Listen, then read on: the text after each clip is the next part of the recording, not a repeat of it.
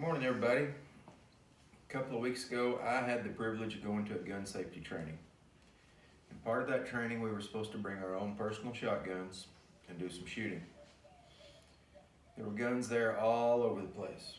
There were guns from Walmart, Grandpa's Western Auto hand-me-downs, $200 budget guns, all the way up to $4,000 fine Belgium and Italian shotguns. They were gorgeous. Of course they should be. They're worth more than my pickup sitting out in the driveway. The point of the training was not to see who had the prettiest shotgun. We were there to shoot. And I learned something very quickly. It's not the shotgun that makes the shooter. That could probably be said for a lot of other sports also. The clubs don't make the golfer. The ball doesn't make the bowler. You've got archery, curling, even basketball and football. To be honest, I don't know anything about curling. I just kind of thought I'd throw that in there as a sport. But, the guitar doesn't make the player. This could be said about life in general. Does the college that you get your degree from make you good at your job? No. Maybe the degree, the area of the degree, the field of study does, but the college you get it from doesn't necessarily make you good at your job. How about the way you look, the way you're dressed, or what you drive? Tell me something. Did Jesus drive a Cadillac or a Lincoln? Or ride a fine Arabian stud horse? No. He didn't even ride a Shetland pony. He rode a donkey colt with no saddle. Don't let the perception of people skew the reality and throw you off. Remember the big bully in the Bible that everybody was scared of? They were all hiding from him, except for that one little dude. Remember that? Goliath, the big Philistine? He had everybody scared for 40 days except for little David. You see, everyone was judging on size and equipment. They weren't looking at the heart. Matthew chapter 7 verses 1 through 6 say, "Stop judging others and you will not be judged. For others will treat you as you treat them. Whatever measure you use to judge others, it will be judged to measure how you are judged. Why worry about the speck in your friend's eye when you have a big log in your own? How can you think of saying, 'Let me help you get rid of that speck in your eye,' when you can't see past the log in your own? Hypocrites! First get rid of the log in your own eye, then perhaps you will see well enough to deal with the speck in your friend's eye. Don't give what is holy to unholy people. Don't give pearls to swine. They will trample the pearls and then turn and attack you." Just because somebody dresses better than you, has nicer stuff than you, has a fancier car than you, does not mean they are any better than you. It may just mean they have bigger credit card bills. The flip side of that is just because the guy in the restaurant is dirty and not necessarily presentable doesn't mean he's poor. It may just mean he's been out there working all day and you don't know his situation. I was a kid, my mom and dad had some friends named Danny and Patty. They were just kind of like everybody else in the small town we grew up in.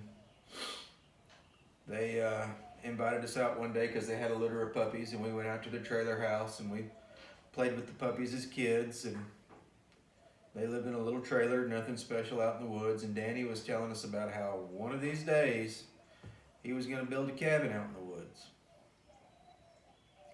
Well, several weeks later, Danny and Patty gave us, me and my brother, one of those puppies for Christmas.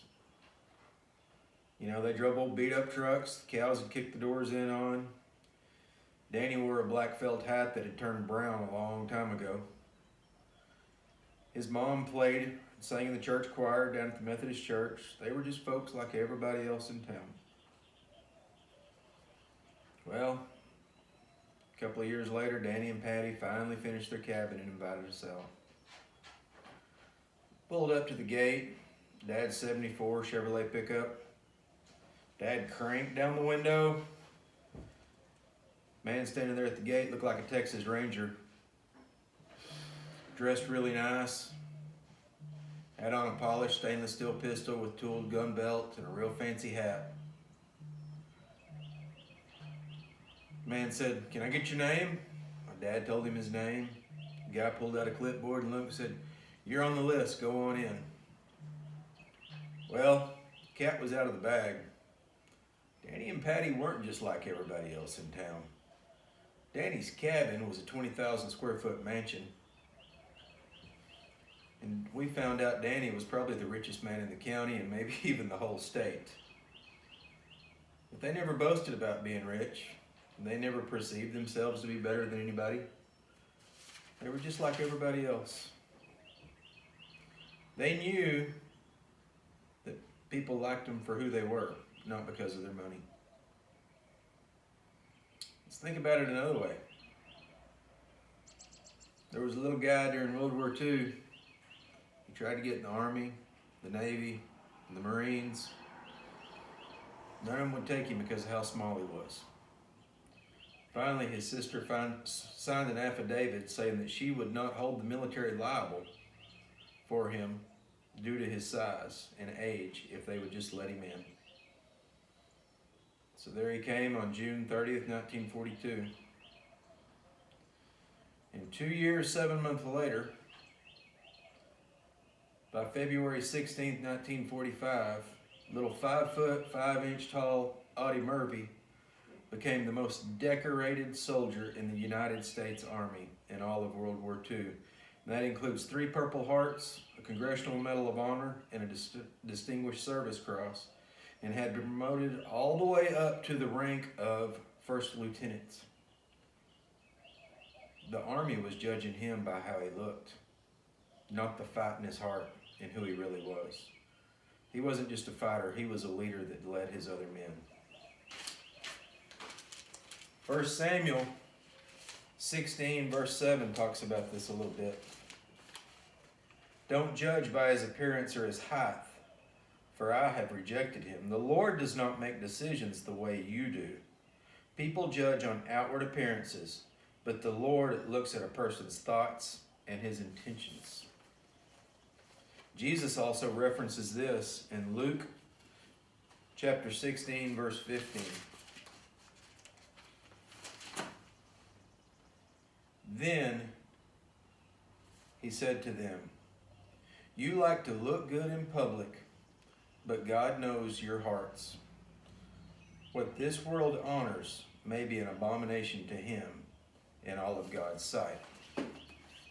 So remember, next time you see somebody in public, no matter how they look, give them the benefit of the doubt.